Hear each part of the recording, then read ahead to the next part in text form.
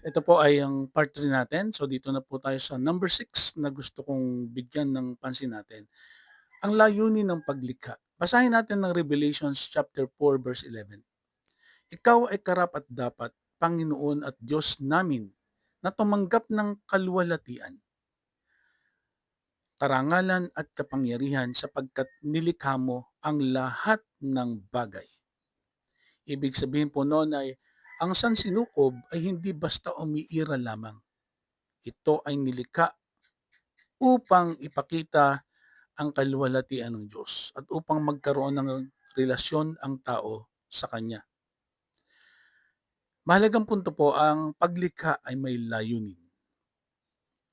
Ang tao ay nilikha upang sumamba at maglingkod sa Diyos. Ang lahat ng bagay ay umiiral para sa kaluwalhatian ng Diyos.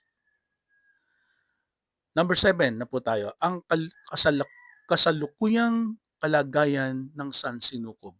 Sa Romans 8:22, ang buong sangnilikha ay dumaraing at naghihirap hanggang ngayon. Totoo po ito. Ibig sabihin noon, dahil sa kasalanan ng tao, naapektuhan ang buong nilikha. Ang mundo ay hindi na nasa original nitong perpektong kalagayan. Mahalagang mga bagay na dapat nating tingnan sa aking sinabi. Una, ang kasalanan ay may epekto sa buong sangnilikha. Pangalawa, ang pagkasira at kamatayan ay bunga ng pagkahulog ng tao or fall of man. At ang Diyos ay may plano para sa pagpapanumbalik ng lahat ng bagay. Number 8, ang bagong langit at bagong lupa. Sa Revelations 21 verse 1, at nakita ko ang isang bagong langit at isang bagong lupa. Ang ibig sabihin po noon, ang kasaysayan ng sansinukob ay hindi magtatapos sa pagkasira. Nangako ang Diyos ng isang bagong paglikha at kung saan mananahan ang katwiran at ang kanyang presensya. Mahalagang mga bagay, ang Diyos ay may plano ng pagpapanumbalik.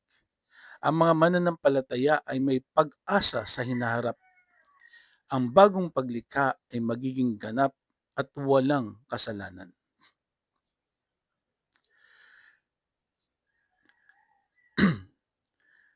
So sa ating practical na aplikasyon, humanga at sumamba sa Diyos bilang manlilikha.